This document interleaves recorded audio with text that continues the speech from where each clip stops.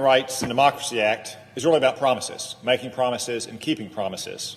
Unfortunately, the Chinese Communist Party has a long history of making promises but not keeping them. Apparently, the one country, two systems approach can't satisfy Beijing's rapacious appetite. So the Chinese Communist Party has been breaking its promises to Hong Kong and to the world.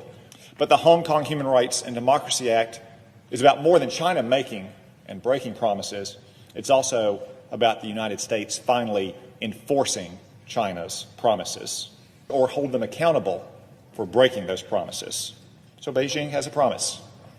Keep its promises or give Americans and the world one more reason to treat China like an outlaw regime. So choose wisely, Mr. General Secretary Xi.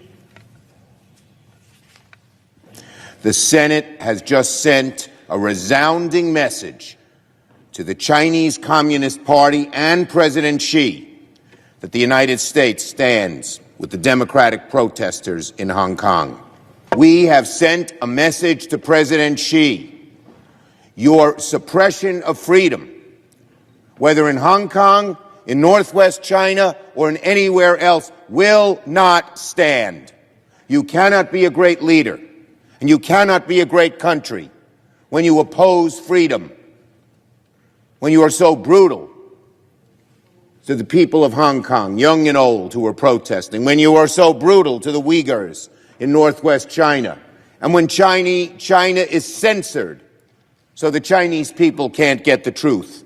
History has shown that always fails, President Xi, always fails. And yet China has taken dramatic steps backward in the curtailment of freedom. People of China, we stand with you in freedom. To the kids in Hong Kong, the students and the adults, we stand with you. To the Uyghurs who simply want to practice their religion, we stand with you. And freedom will prevail, and the Chinese system will either change or fail. So far, over 5,000 people have been arrested in Hong Kong. The youngest was 12 years of age, the oldest 82. Hundreds more have been injured by both violence committed by police authorities, but also by street gangs, criminals, thugs, empowered and encouraged by Chinese authorities. And now, in the latest move, China is pushing the Hong Kong government to pass what they call a new national security law, a law that would allow them to arrest political critics and opponents. And by the way, China is also pushing for something very ominous. They call it patriotic education. What China is really pushing for in Hong Kong is moving from one country, two systems, to one country, one system, the Chinese system. Despite these peaceful protests, the Chinese Communist Party is fighting back with brutality and violence. The police brutality that we've seen and the Chinese Communist Party's larger assault on the people of Hong Kong has been shameful. Just this past weekend, the Hong Kong police began attacking young, innocent students who were peacefully protesting that brutality. They were attacked with tear gas and rubber bullets. These students' college campus was turned into a war zone. In Xinjiang province, millions of detained Uyghurs and other religious minorities are languishing in concentration camps. And across China, Falun Gong practitioners are captured and murdered so that the Communist Party can harvest their organs. And the message that we are sending to Beijing is that indeed we are watching and we are paying attention, and to the Hong Kong protesters, for them to know that we are watching what they are doing and that we are standing with them.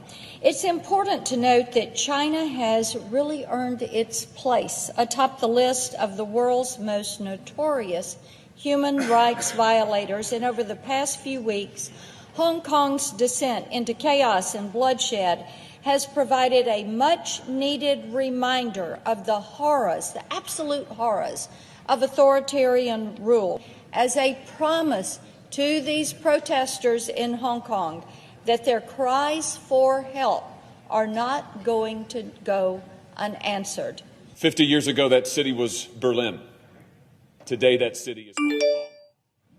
And the situation there is critical because Hong Kong is sliding towards becoming a police state. Make no doubt, make no mistake, Beijing wants to impose its will on Hong Kong.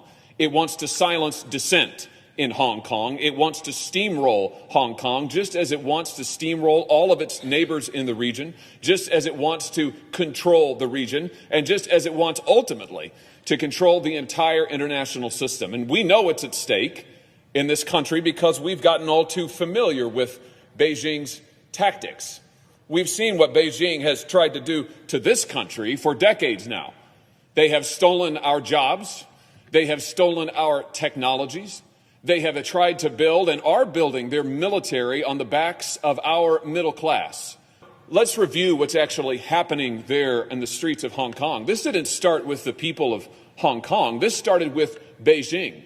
This started with Beijing and its puppet government, its puppet chief executive in Hong Kong, attempting to revoke the rights of Hong Kongers, the rights, by the way, that Beijing promised to the people of that city in 1984 and again in 1997. The Hong Kong government, the Beijing-controlled government, refused to back down. The people of Hong Kong refused to be silenced. And for months now, months on end, 20 weeks and more, the people of Hong Kong have been taking to the streets, protesting, seeking to vindicate their rights. And they've been doing it in the face of escalating opposition. The Hong Kong government, on orders no doubt from Beijing, has sought to deny the protesters permits to gather peacefully. They have sought to deny them the right to cover their faces because, let's not forget, China is a surveillance state, and the persecution and the retribution against protesters is real and it is constant. Now they are talking about a potential curfew. They're shutting down subway stations early so protesters can't get from one place to another. They've used violent tactics to put down the protests. Tear gas and beatings and dye blasted at protesters.